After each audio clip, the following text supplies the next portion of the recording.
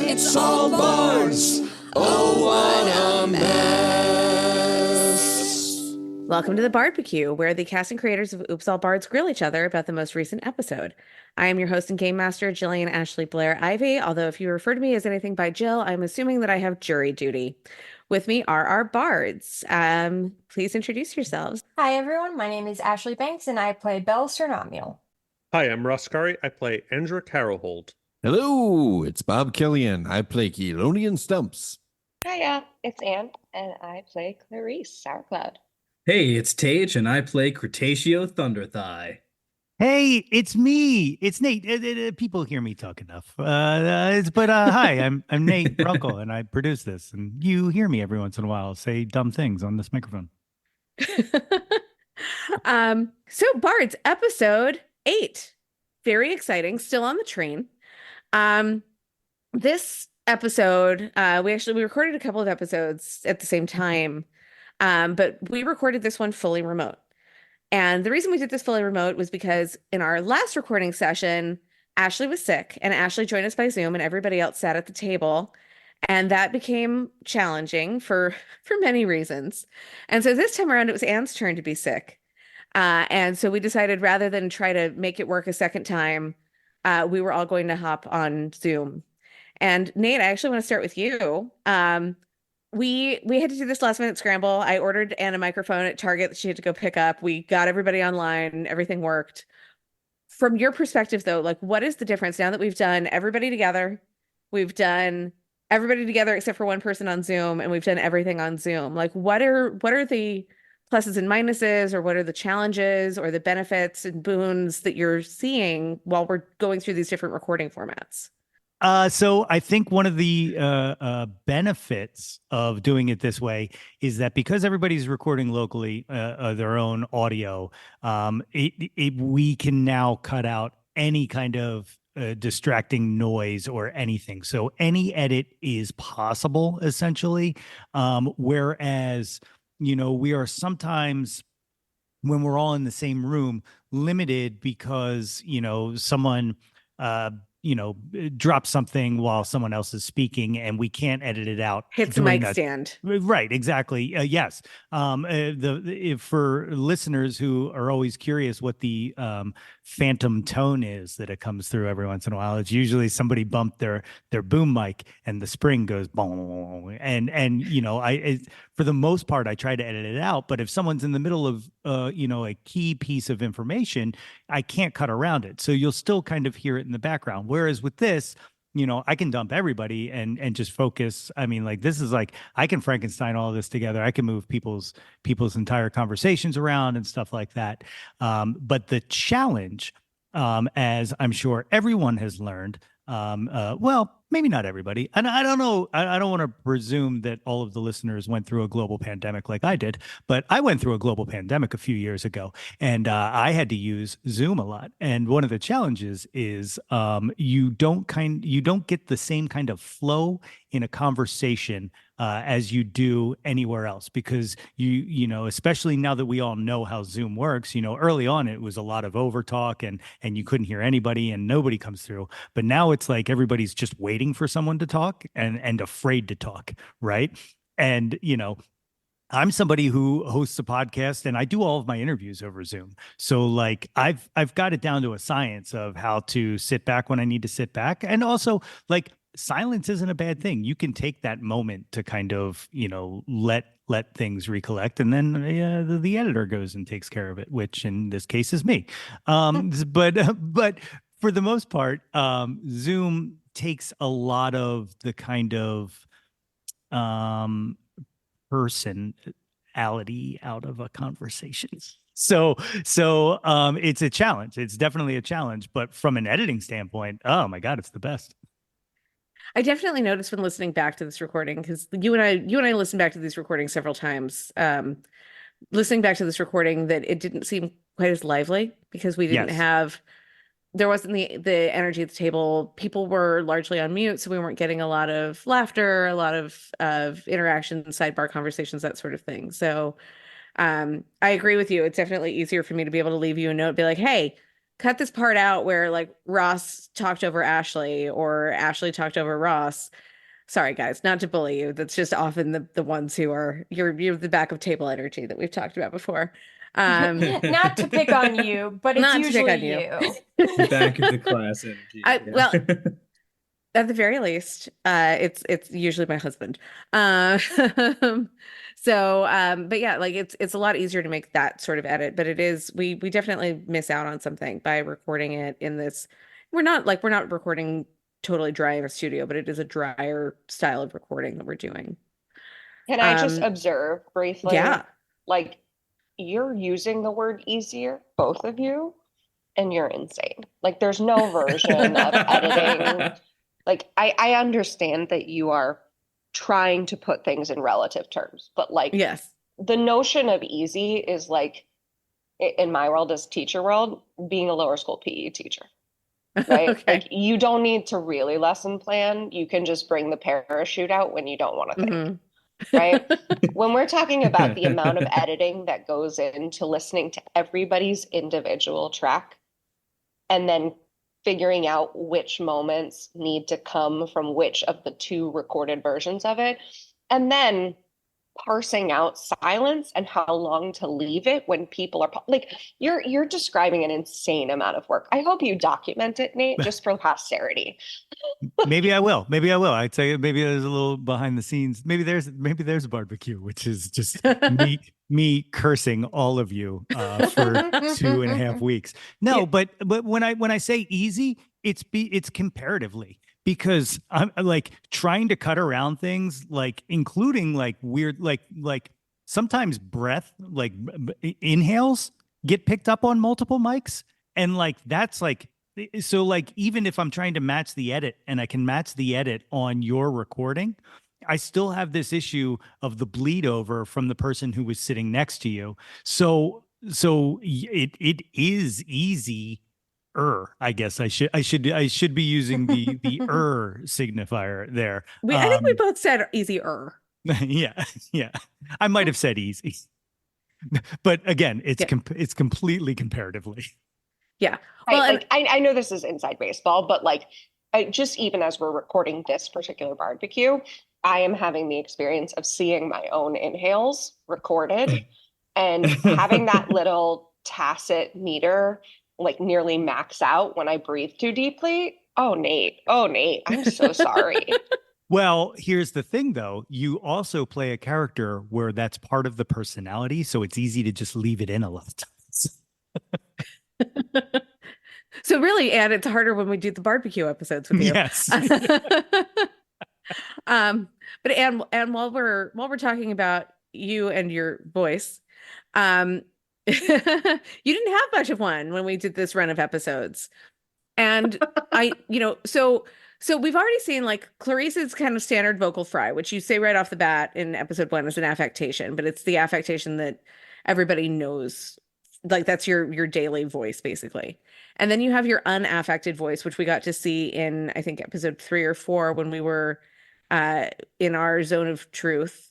And now we got Anne can't do Clarice's normal voice, so Anne is going to be a kind of rough around the edges city cop for these episodes, which worked really well on the train.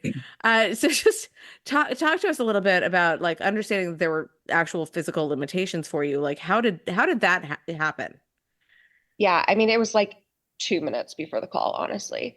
And I just started trying to warm up vocally to just get into that like sound.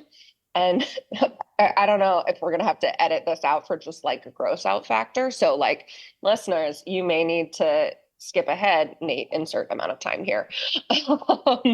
But I literally like the amount of mucus I was producing that was getting moved as I tried to make that vocal fry.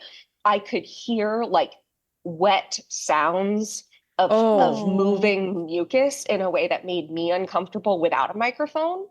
Like it was just it was a lot of mouth noise in ways that like the throat shouldn't make. Yeah, I'm trying to keep it. I mean, I'm telling you, like I have a trigger warning. I'm sorry. but yeah, it was, Trigger I warning, tried to do it, and fluids. instead of or whatever my sound is, like it wouldn't happen. It was either wet, kind of icky mouth noise, but coming from the deep throat displacement, which is just really unsettling. Or it was my normal voice, or go in a new direction. And given Clarice as a character is like, we'll see what the scenario brings up. She's a chameleon. That's what she cares about, is just like controlling the situation to play to her terms. So let her be a chameleon. As the guy forced to listen to all of this with over-ear headphones that are sound canceling, so that all I can hear is these sounds. God bless you for making that decision. I'm glad it wasn't torture for you, Nate, because it really, like, it was not going to be pretty if I tried. And I don't think it would have ultimately served the play of the character as much to try to adhere to a voice in that sick form. I did to open doors for me, right? To be able to switch her that fluidly, like episode to episode, right? But to just switch her into a fully new vocal placement and approach, I think is a thing that drew out more about her as a character. Bob, it looked like you wanted to say something. No, I was just jokingly going to say, and you described that as like wet, sticky mouth noise. I was like, oh, great. That's the title of the episode. Wet, sticky mouth noise. Let's call it that.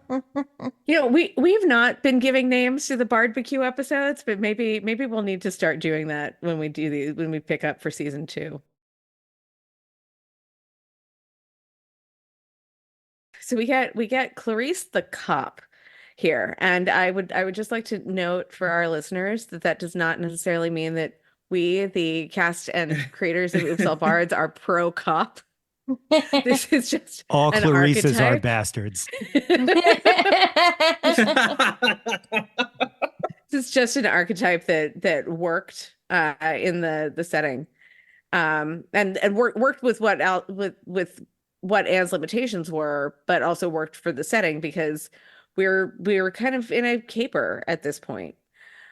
So we have a lot. You know, we talked in the last barbecue about the problem doing too many NPCs, and then here I've got you guys on a train where there are lots of NPCs for you to speak with, and the kind of first group of NPCs that you encounter are a pair of Kenku, who traditionally Kenku cannot actually speak. They can only mimic other sounds that they've heard.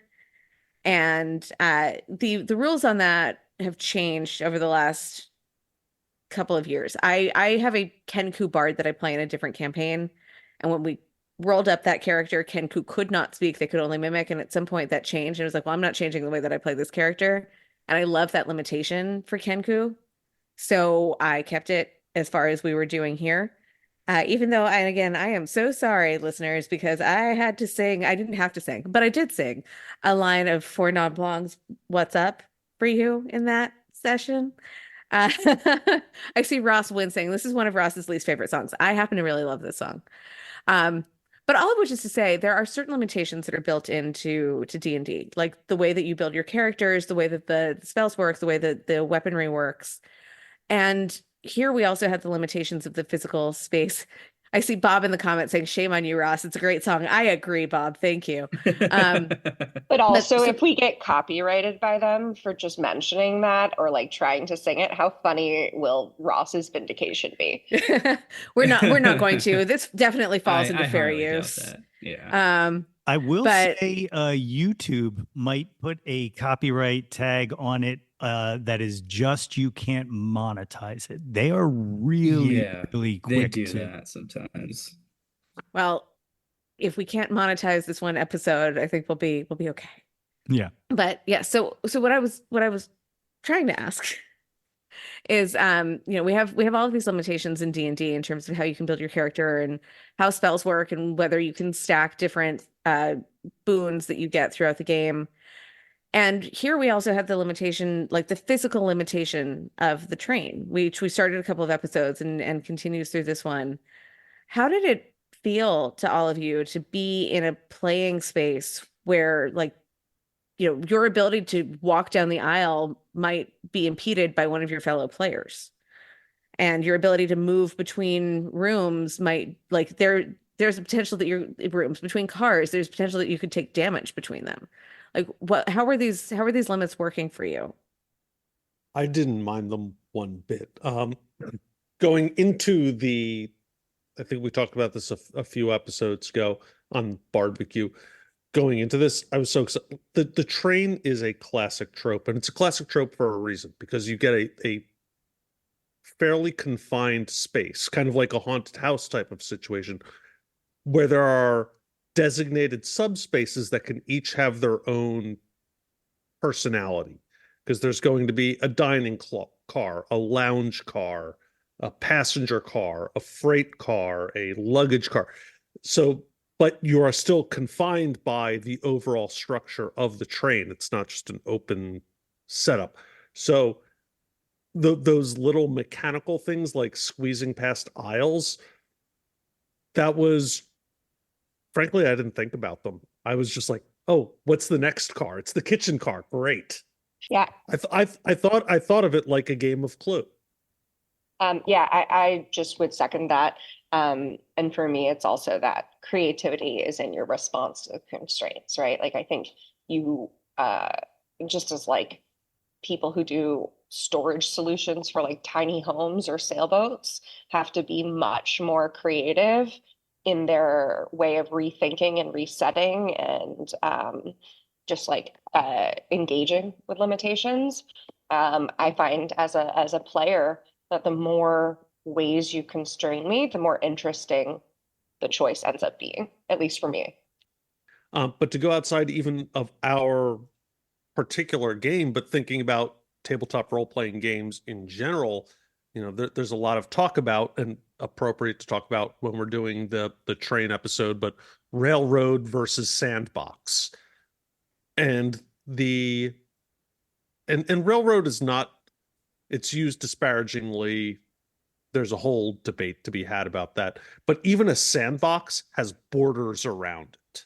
Yeah. And and you still need to play within those borders. You can do whatever you want, but there are still borders. It's not a desert, it's a sandbox. Yes. And I hope that I presented you with a sandbox that just happened to be on a railroad rather than railroading you into certain things that you were going to have to do or not. Well done. Yes, thank you. I try. So yeah, so we meet the Kenku. The Kenku are ultimately useless. And then you spot some merchants, and Belle spots them first. And this is like one of the first times that we really see you all interacting with people from the outside world. Like most of the people that you've interacted with, the NPCs you've interacted with so far have been either professors or like government officials. And now we get to see how the outside world understands all of you. And we realize that Belle's a little bit of basically a Kardashian. Like Belle's a little bit of a celebrity in the way that she is spotted and recognized without necessarily being famous for a specific thing other than coming from a specific family. Ashley, we talked a lot about when you built Belle and like the power that her family has. How did it feel to be out, we talked in the last barbecue about how you kind of get lost in your characters sometimes. So like, how did it feel as Belle to suddenly be in the position where you are recognized out in the world?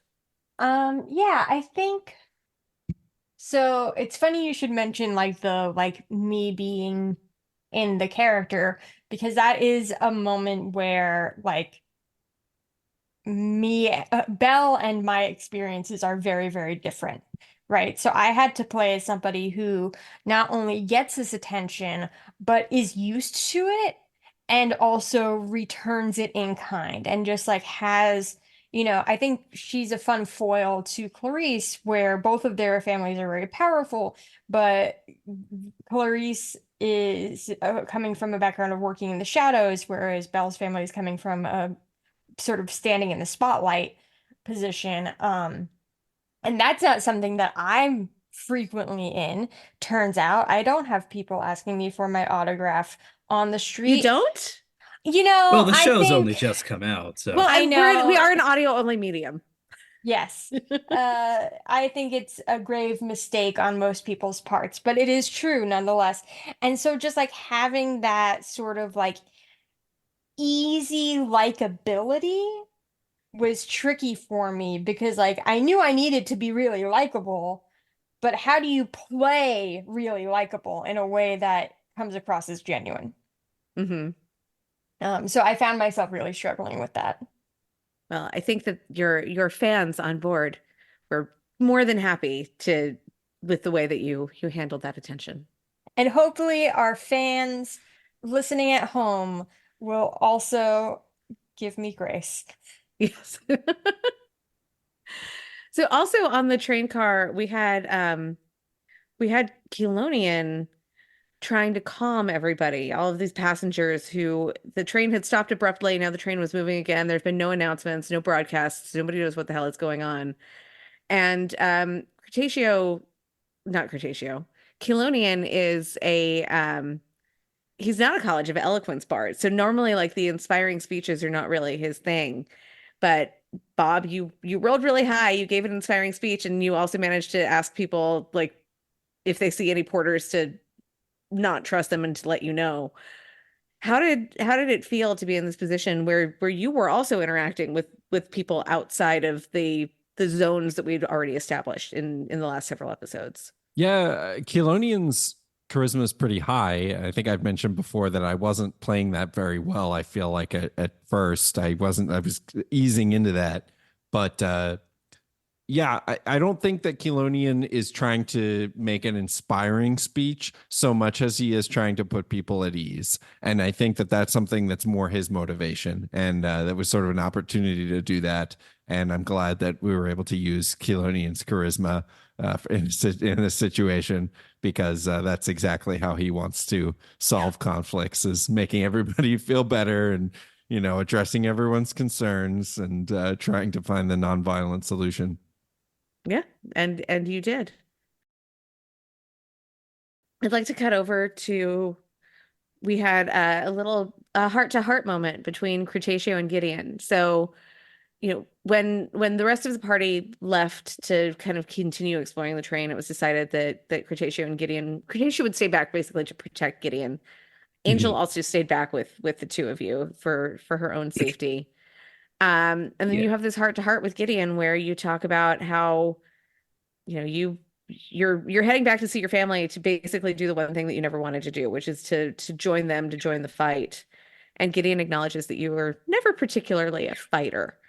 How did it feel having a heart-to-heart conversation along those lines in the context of a game? Yeah, it was interesting. We've played a few. I think this is maybe only my third D&D experience really ever. And so, yeah, they've been interesting and they have had depth, but they're definitely, I don't think they definitely never got to a point where we both had to kind of inhabit a character enough to have an emotional discussion on the background that we had worked on together. So it was interesting. It was nice because it is generally a kind of whimsical comedy podcast, but it was good to kind of see to get to put that lore to work that we had written out. And I there's a lot of tropes in media that I'm tired of, but one thing that I will always be a sucker for is when comedy shows take a brief break from the jokes and they have usually something sad or something emotionally heavy. Like I love that. I absolutely love that stuff. Like the Fresh Prince of Bel-Air, like, how come my dad don't want me, man? Like I love that kind of thing. So yes, I am old enough to know what that is, Ross. I thought, was that show still on the air when you were born? I think it was, yeah. Okay. You were 2. I think it was off in 98. Yeah, I think it had reruns on Nick at Night for like 2 Yeah. decades. But That hurts even more than Yeah, not yeah. being You on want when to you were on. when You Nick like at just Night doubled when I down. was a kid was like the Brady Bunch and I Dream of Jeannie. So Yeah, thanks, Tej. I had like Lucy. Tej, when exactly is your birthday? September of 1996, September 10th. Okay, Tej was not alive Yep. when The Fresh Prince ended. Oh, really? Okay, I did not know that. Final May- episode was May 20th, May of 1996. 96. Oh, wow. Okay, God. just barely missed it. Tage, I not had my because bat of mitzvah songs or like 2 anything. weeks before you were born. Like,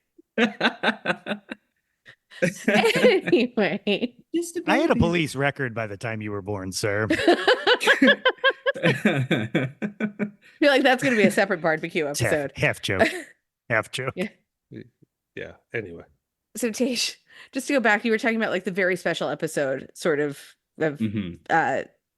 that moment of drama or seriousness or sincerity within the context of comedy. I'm curious whether any of the other players have ever had a moment where they've had like what felt like a true moment of emotional connection or like a very real sort of interaction within the context of a D&D game or another RPG. Yeah, I can jump in and just say it's not necessarily with the same kind of profound mood shift that Tage is describing when he talks about either Cretaceous conversation here or one of those like iconic sitcom moments. But I can certainly say just within the cast of characters who are present in this room, Ross and I have had a chance to really engage in extended character development in other campaigns where even if it's not like a single sustained moment of connection, the opportunities to grow and grow a connection can make for some pretty cool sandbox moments. Yeah, and I think it can also, in giving a character kind of an emotional arc, something that they have to resolve by the end of whatever season or series, it can often like tee up a really good joke. So, I think we may or may not have that payoff later, but yeah, that kind of grumpiness that Cretaceo has, and you kind of see why it is, so that when he finally decides later on in the series to lean into something or to embrace people, and he can say a silly way about it, like, and these are my friends. Like, yeah, I think it can tee up a really good moment because it'll be funny but also cathartic. All of us, most of us, know each other from doing Shakespeare together. That's not how I know Ross, obviously, and then Ross and I actually know Nate from other parts of our life, but the bulk of us have done Shakespeare together. And the thing about Shakespeare that, is it holds true in drama today is that you can't have comedy without drama and you can't have the drama without comedy. Like you can't have Macbeth without that Porter scene. Shout out to Tage, who played the Porter when Hell Anne directed yeah. Macbeth. And you also And can't shout out have to Anne for knowing exactly what to do, where to place me. Shout out to Anne for that. and shout out to you for not missing that one performance you almost missed. Are we allowed to even talk about this? Does Tage's family know he was in that play? My family does not know about this podcast. Don't worry. There's feel like there's a whole little- arc in this about how like my relationship with my mother is tainted by her not supporting the arts. Like we have not Yeah. had this conversation. Yeah, we It's a good way Yeah, to we- bridge that conversation, though, if you ever want to have Cretaceous it. Cretaceous a little bit autobiographical, I think. A little bit. So yeah, but like we have that, you have that Porter scene because when you have those really serious moments, you need something to break that seriousness for your audience. And then all of the comedies also have a moment where a son will get banished by his father for not doing the thing that his father wants him to do, or two lovers will get into a spat that threatens the foundation of their relationship, or two friends will become separated. And so having these moments of seriousness, of sincerity within a comedy podcast like Oops All Bards, I feel like has a tremendous payoff. And I hope that we're going to get to see a little bit more of that, some moments of emotional connection that some of the other players will get to experience as we work toward the finale. Bards, any questions, comments, observations, any predictions that you'd like to indulge before we sign off on this episode? I was just going to append to the like Shakespeare Yeah. thing. If that doesn't resonate, there's also this idea from ancient Greece and stuff that like tragedy is about somebody who you think is better than you in some way. falling to their demise, right? And comedy is about somebody who you think is pretty low or like weak in some way, actually surmounting their circumstances in delightful, unexpected ways. And I do think that like within comedy, those moments of like emotional, meaningful thinking and interesting or relatable psychology, those moments of greater depth are a part of that vindication of the comic butt of the joke. And I'll add that the nature of the game as a collaborative game is one where you got to support each other. And so it presents a lot of nice opportunities to be good to one another. And I think it has those sort of sweet moments that you mentioned sometimes, Tage, even if it's silly, where you got to support the fellow players because it's a collaborative game. Yeah.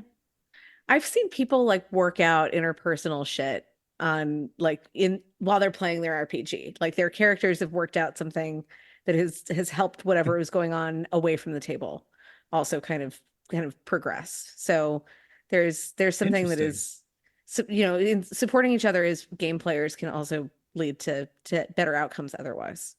Not only is that true, but literally my group therapy did a D&D one shot. So amazing. Bam. Proof in the pudding. I was going to say, and then sometimes you realize in the middle of a scene that you accidentally dumped your own trauma into your character. Yes. I think we've all done that too. Oops, all trauma. Nate, yes, Nate. Yeah. One last thing is I just want to give a shout out to my college pal, Heather, who has been commenting on all of our posts and listening to the show and following along.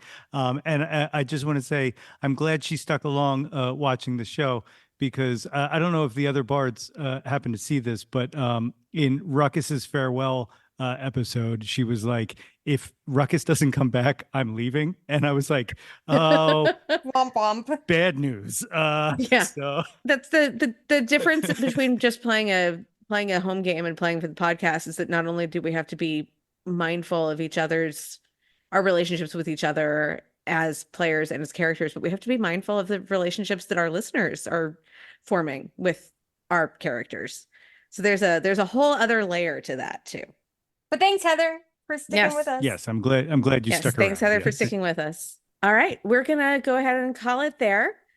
Join us in 2 weeks for episode 9 of Oops All Bards, and then 2 weeks after that, roughly. Sometimes we can be a little bit behind on these releases, but roughly 2 weeks after that, we'll have our next barbecue where we'll pick apart episode 9. As always, I am your host and game master, Jillian Ashley Blair Ivy, joined by the entire cast of Oops All Bards this time around, which was so thrilling.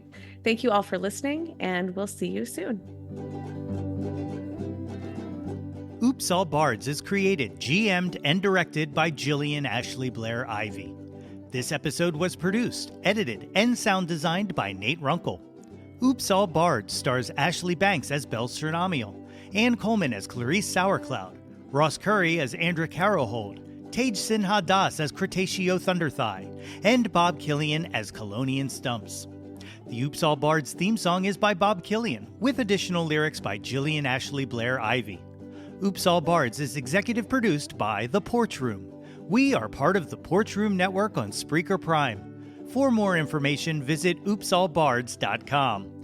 Thanks, and be sure to rate, review, and subscribe to Oops All Bards on Spotify, Apple Podcasts, or your podcatcher of choice. And follow us on Instagram and YouTube at Oops All Bards. We'll see you next time. Oops, it's all Bards. Oh, what a mess. Another quality podcast from the Porch Room. So time check because we're past 9 o'clock and I want to let everybody go and I need food in my belly. Baby needs food. So yeah, I had dropped off because I was putting our food in the oven. Oh, well, I appreciate that, babe. I think you already did that, and that's why we're in the predicament we're in, Ross. Yeah, stop putting things in the oven, Ross. What Jill doesn't know is that I've actually hired Nate to come to the hospital with us and live cast our labor or Jill's labor. I didn't get the remote equipment for nothing.